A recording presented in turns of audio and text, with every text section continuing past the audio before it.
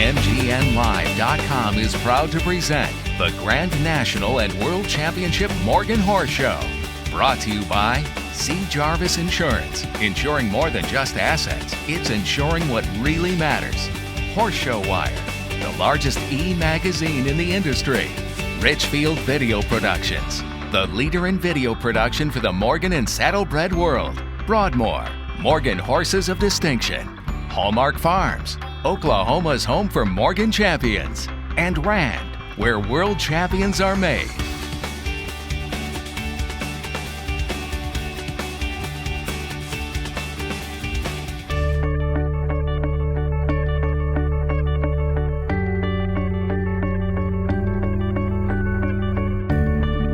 I think what makes it grand is watching Gavin's expression of all these nice horses working in this makeup ring. Yeah! Oklahoma 2013. Isn't it grand down here in the dirty South? OKC! I love the atmosphere of the showgrounds and how nice everyone is. What makes the Grand National grand for you, sir? Well, it's the biggest show of the year for us. We wait all year long for this. Working all year with the kids to bring them here because this is what we work for, to come and show what we've done and learned and improved, and hopefully we'll do well.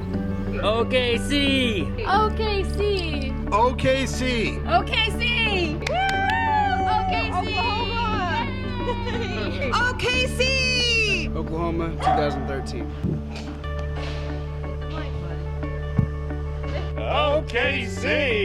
Hello, everybody. Welcome to the Morgan Grand National. We're happy to have you and glad you're here.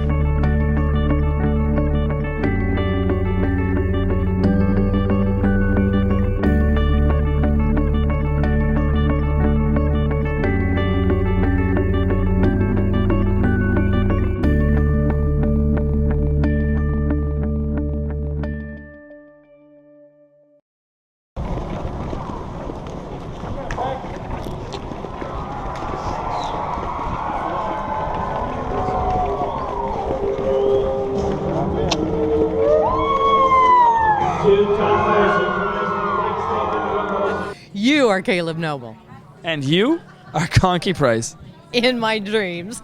She is a freak of nature. Someone save me. It's Monday, Fun Day Monday, and I have like way more days to deal with this lady. Well, understandably so, but I have the official scarf of the day from our official show secretary, Peggy Hatfield, and our official show chairman, Cheri Cole, gave it to Peggy Hatfield, so this is the scarf of the day for Monday. Yeah, it's pretty creepy. It's got skulls on it. You look like you belong in the back of a motorcycle or something. Well, but it's red skulls and it matches our red carpet. Now, we are all excited about the red carpet. Oh, we are. We love it. We love it. We love it. We have crowned World Grand Champion Stallion Mare and Gelding. We are going to have the owners and the trainers of those three join us on the red carpet. The footage from that is going to be on this show tonight. And we've got, what else did you tell me to say? We got the Reserve World Champion Gelding. Right. And Facebook. Facebook?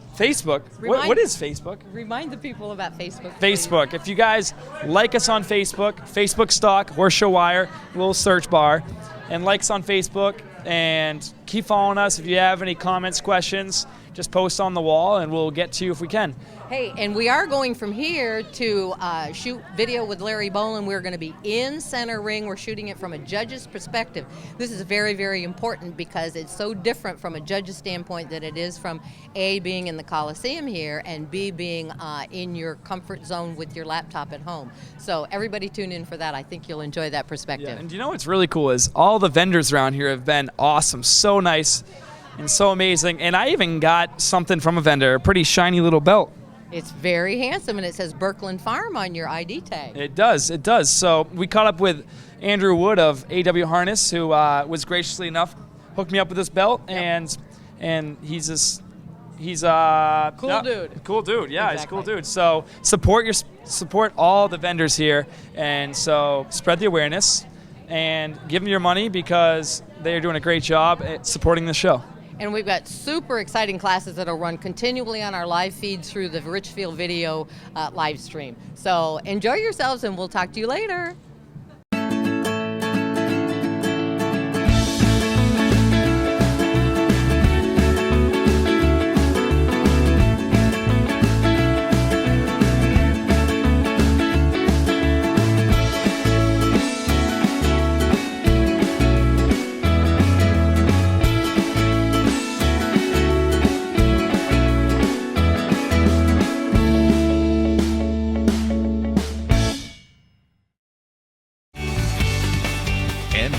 RaceRacingLive.com is proud to present the Grand National and World Championship Morgan Horse Show.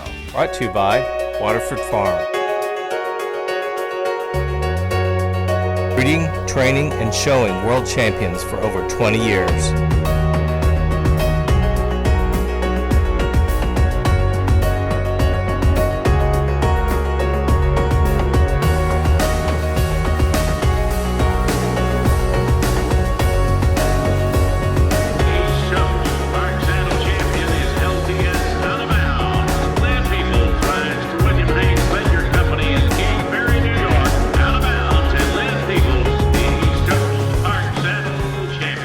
Thank you very much. She's been a work in progress, and she is last year's 4-year-old world champion. She means a lot to me. We raised her. She's got a great owner, and I was sure glad to be able to do that for him tonight. So we're here at the red carpet with John Hufford and the owners of the Grand Champion Mares. Welcome to the show. Thank you. Thank you very much. So for the viewers out there, what is the name of your horse and what are your guys' names? Causing Chaos is her name, and I'm Carol and Tim Solinsky. Cool. And as a trainer, was it pretty exciting? It was awesome. She showed so amazing. I was so proud of her. Yep. She was just amazing. Ever before? She was world champion mare last year. Frank Miller trained her last year. This year I'm training her. But she's lovely. She gets out there and she just spikes her tail and has a great time. She just loves the show. That's very important, in the in-hand division. Now, Solinsky's, how long have you been in the Morgan business, and why is that a question that I know the answer to? My father was in the Morgan business back in the late 60s and early 70s, so I took a liking to Morgan's horses, and I didn't get to do much with them then, so I'm doing it now in my retirement days. So enjoying it. So what does it mean to you guys to win here at the Grand National? It's a tremendous opportunity, first of all, to own that horse. And secondly, John has done a great job and made her what she is, and we're really appreciative of what he's doing for us. So what does the future hold for this horse? Well, we also have a stallion that, like I say, they may meet each other down the road here. Sooner than later. Our farm is the Stables of Fieldcrest, and it's a breeding farm for show horses, so we're doing our best to keep the breed up and coming and moving right along, and John's helping us, and hopefully we'll have babies soon. Well, thank you so much. It was really great catching up with you guys, and good luck in the rest of the show. I have just a little bit of trivia to add to this, just a little bit. It's kind of interesting today. The reserve world champion mare, who was trained by Maryhill Farm, is also out of a Manti Mardi Gras daughter, which is the dam of Causing Chaos. Pretty interesting stuff, how those lines just follow. And Well, and now when you breed this mare, will you do an embryo transfer and continue showing her? Is that sort of the plan? I hope so, but I got to work on these guys yet. Okay. Cool. We haven't decided that yet. We've done a couple embryo transfers already, and with other mares. With other mares, and we're working on that. So we'll see. Cool. Thank you very much. Well, we're thrilled to have you here, and we love your mare. Thank you. Brought to you by Taylor River Farm.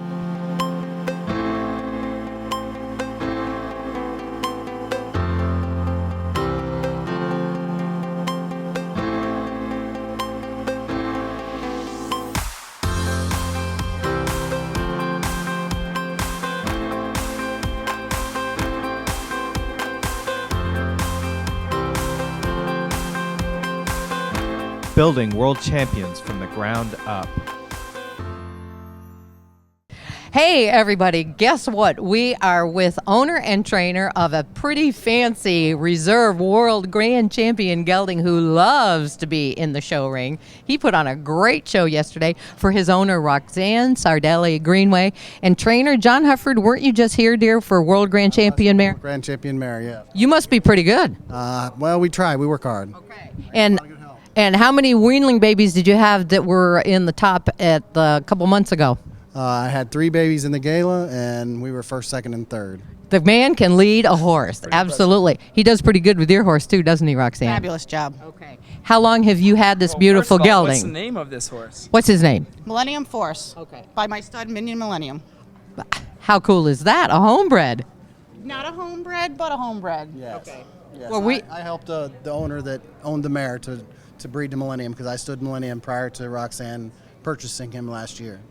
He is a great breeding horse. I mean, he is a fancy fellow unto his own, but it's so nice when they reproduce that way. So how did you acquire this gelding? I acquired this gelding. John is really great at always sending me video clips and pictures of all of Millennium's get, and he happened to send me a video of this horse, and I just fell in love with him. Yep. Charismatic, and I just had to have him. He is awesome. Now, is he going and driving as well here? He'll be in the 4-year-old pleasure driving division, yes. How? This is his first year to ever show. This is his first year to show at anything, so he's been amazing all year.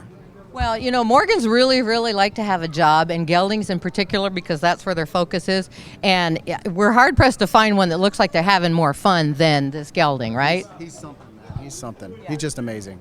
Well, it makes it fun for the trainer, it makes it fun for the owner. So what does it mean to you to have a Reserve World Champion title here at Oklahoma after acquiring him, 6 months ago? Oh, it just means so much. He's such a wonderful horse. He puts such great minds, and he's put such athletic ability to all of his get that it just means so much to me for promoting him, and me as an owner and breeder, and John as a trainer. And Millennium is really John's horse, and he really deserved the shot to bring a great one out here and win with him because he's done so much for the sire. And Force will do that for him, so. Well, but Roxanne, we don't want people to think that you're new in the biz. How long have you been in Morgan's? It sounds like you just got this horse hot off the press and came into the business. But in reality, how long have you been a Morgan breeder and aficionado? Well, I've been into the Morgans approximately 35 years and maybe breeding for 15 or so. There you go. Yeah. You deserve all this and more. And what's the prefix of your farm? Sarde Morgans. Yep. There's lots of world champion banners, I think, out there if we pan them with a Sardi prefix, right? Couple of them. Exactly. Not so bad. Roxanne, I want you to do me a quick favor. Yesterday when I congratulated you on your Reserve World win, what was your response? Give me one of those. Give me a Roxanne response. I just love them. That was the one. And we love you and we love John Hufford. And thank you so much for joining us here on the red carpet. And good luck the rest of the show with everybody.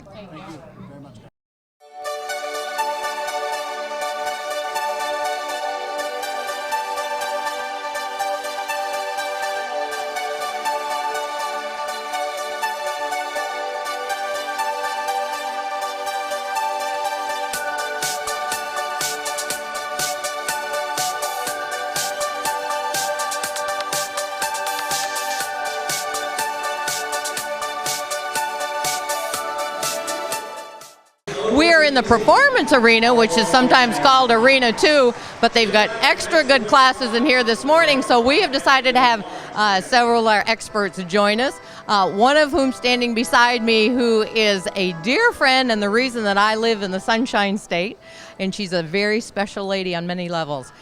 Today is her birthday. Happy birthday, Miss Cheri. Is it going okay? That's yeah, just lovely. Now, and Cheri, the name of Cheri's farm is Grand Cru. What does that mean? That's the designation of the finest wine in France. Well, there you go. And you have the finest Morgans in the state of Florida, in our opinion, don't you? I believe so. And I live an hour south of Cheri, so when I need a Morgan fix, I get on I-75, I drive an hour, I get off.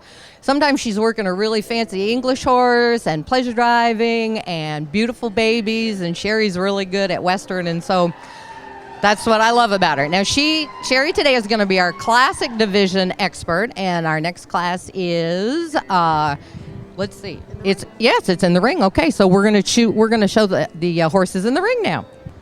Okay, Miss Cheri, you have judged nationally and internationally. This is the classic pleasure division. So from a judge's standpoint, and I know all things are subjectively judged, but when you, Cheri Barber, are looking at these as a judge, what do you look for, and particularly the positive aspects? Well, number one, when you're judging any Morgan class, you want the horse to look like a Morgan horse. They have to have an extreme type, and this is a perfect division to showcase the Morgan in, because they are still fancy moving, but they have manners and they have wonderful dispositions. And in the classic class, all these things are paramount. Okay, now we have classic, obviously, yes, manners are top priority on the priority list. But this is a ladies class. We also have junior exhibitors. We have an open classic class. Now, what kind of differentiation do you do between those divisions? A lady's horse should look like a feminine version of a Morgan. It looks like a horse a lady would ride or drive in New York City at the turn of the century. Nice refined horse. A junior exhibitor horse should be a little bit more quiet, a little bit more suited to the junior exhibitor and the age group that they're showing the horse in. This is a ladies class, so one thing you want is a lot of refinement and quality. I think Caleb is shooting the chestnut horse across the way. That's pretty darn refined and quality, isn't it? Yes, it is. Beautiful throat latch, nice up-headed. It looks like a Morgan horse doing its gaits and very happy at doing it. I really appreciate and enjoy your unique reference to driving in Central Park in New York. I hadn't quite thought of it that way, and I love it. Well, that's what happened a long time ago there before they had the vehicles. Okay, now how about this chestnut horse doing the road trot? What are we seeing? It doesn't look quite as happy as the previous chestnut. Like using its ears a little bit. As it's coming around the corner, it's more. Okay, now here we're going to catch this horse. A flat walk is very, very important. So walk us through the flat walk on this horse that we really like. Well, it's not on it. Okay, now he is. They have to do a flat foot walk, and appears every horse in this class is currently doing a perfect flat foot walk. Well, yesterday it was a little cooler, and it was a day earlier in the show, and we didn't have quite as flat-footed a walk, and I'm glad they're behaving so beautifully in our ladies' class today. And after they reverse, they want to continue at the walk. Sometimes when they turn around, the horses are thinking about going ahead and trotting. They want to still come down to a nice flat-foot walk until the gates ask for. From a judge, Caleb has a question. So why can't professionals show in Classic? It's a division strictly for amateurs. It was created for amateurs so that they purposely don't have to show against the professionals. I got a nice bit of trivia as soon as she comes around, because you have Grand Cru Morgans and you're all into your wine. I'm your beer girl. I'm an easy, inexpensive date. But fancy wines, we've got a gal in here from California who worked with Francis Ford Coppola, right? Yes, we do. Miss Voodoo is out there. Go. Mona is having a very nice drive.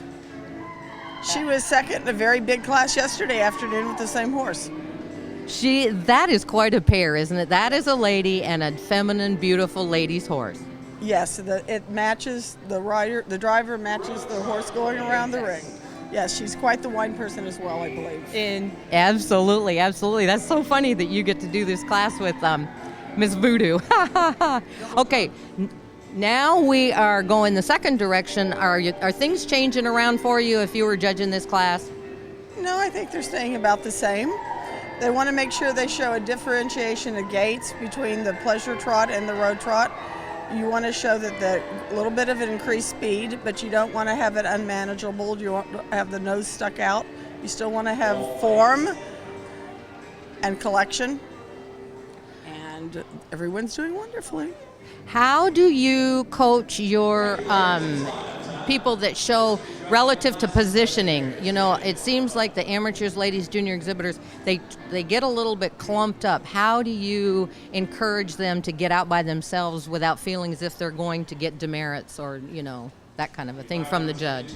For those old enough to drive a car, I liken it to being on an expressway. And when you're driving your car, you're not concentrating at the steering wheel, you're concentrating about all the cars that are surrounding you and where you want to be. So if you just think about your horse, then you're just going to kind of get stuck in a corner, but you have to be aware of everything moving around you. That's a super duper analogy. And then the other thing you and I talk about is that the horses have blinkers on, so their peripheral vision is pretty much totally compromised. They can see straight ahead, but they are not aware of what's going on to the left and the right of them. And so do you pound it into your drivers that this is very, very important, that, you know, your driver is your curb feeler, right? Definitely. The horse's only contact with the driver is through the bit and the whip. So they have to have constant contact with the mouth so they can guide the horse where they want to go. Otherwise, the horse would just be floundering around. Okay, this is a subjective question and doesn't have a right or a wrong answer, but when your winner gets in the lineup and the classic horses have to stand with great discipline and they have to back readily and with enthusiasm, what if your winner doesn't do the lineup part as well as some of the others? How do you generally respond on your card? It depends on how badly they messed up and how close the second place horse was. And that was the right answer, and that's the answer that we hear all week. Miss Cheri, now, okay, these are driving classic horses, but you also are in charge of filling in the blanks on classic under saddle. So give us an under saddle synopsis. Basically, it's the same thing. I mean, the only difference is you've got the canter involved. You want the canter to be collected. You don't want them to run into the canter. You want them to take a pretty step off going into it and stay fixed in the bridle and look like it's fun to ride. That's where the Morgan part comes in on the type.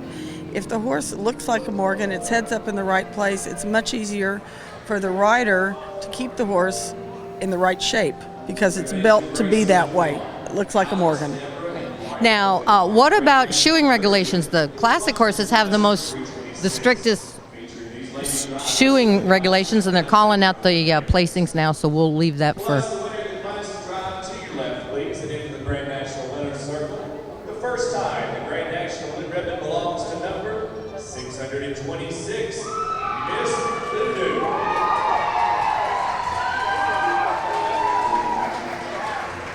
On the center of San Francisco, California is the owner and driver, Miss Voodoo and Mona Scatter. Congratulations, Grand National Win, Classic Pleasure Drive. Okay, look at this. This is a beautiful victory pass. Cheri, did you not say that she exemplifies the ladies' classic pleasure driving? Definitely, and Mona looks lovely driving her. She's attired correctly, and the two of them match. Indeed they do. Absolutely. Cheri, you did a fabulous job. I sure appreciate you coming over this morning, and have a great horse show the rest of this Grand National. Thank you.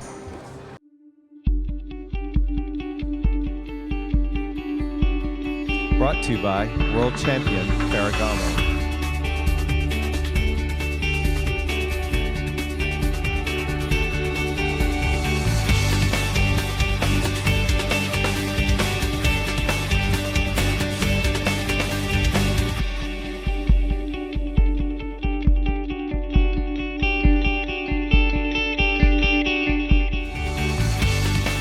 MGNLive.com is proud to present the Grand National and World Championship Morgan Horse Show.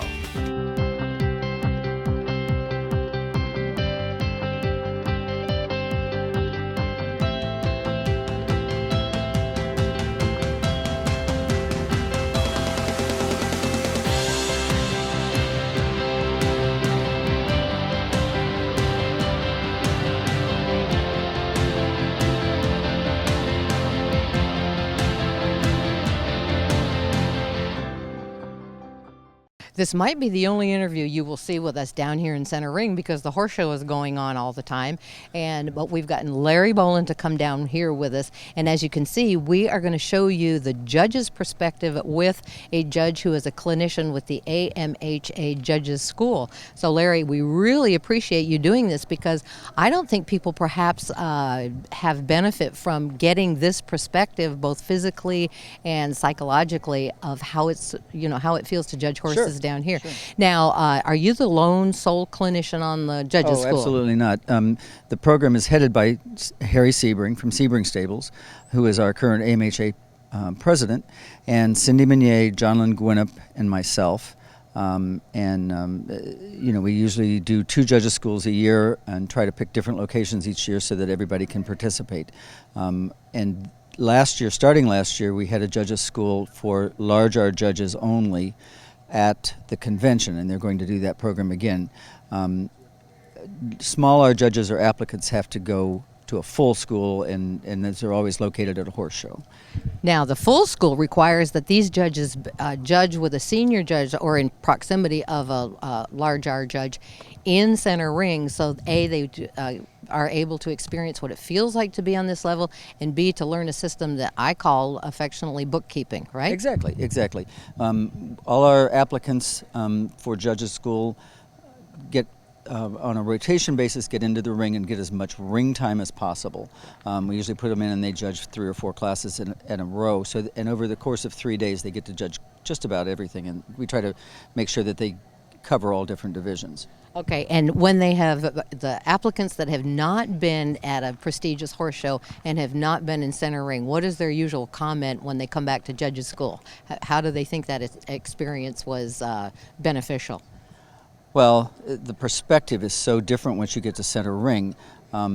They're usually amazed at how different things look and how quickly things happen, and that you have to have your priorities in order, your bookkeeping skills perfected, because you have X number of minutes to see several horses and evaluate a whole class. So it's quite an experience and quite a shock sometimes to these people. Exactly. And focusing skills are primary. At judges school, they drill into you what the parameters are that you're looking for, A, in a Morgan horse relative to its standard of perfection, and B, the priorities of each division relative to the discipline and whether it's an open class, ladies, amateur, junior exhibitor. So you have to have all that deeply ingrained in your psyche, and then you're watching those wild horses. Oops. Sometimes. Exactly. The live horses going around and process all that information, and it's quite an undertaking. Well, it is, and even especially at a horse show at this level, where you are in a 3-judge panel, lots of wonderful, very competitive horses that are up many times, all of them in contention for a great prize. And you may not be the call judge, so you're working on somebody else's time. So you have to make sure that you give everybody equal recognition, equal time, equal consideration, but be aware that you're only going to have 7 or 8 minutes to do all the gates, go both ways, and have your card marked with 12 horses. Exactly. And we are akin to, figure skating is subjectively judged, gymnastics, so many of their floor exercises, et cetera, are subjectively judged. And so we all have our own opinion and our own preferences that still are comfortably within the protocols of, the Morgan judging standards. Of course, everybody's going to have their own personal preferences. What you have to realize is that while you may have a personal preference and you like a certain bit or you like a certain way horses are turned out, if it's legal, you have to kind of put that on the side.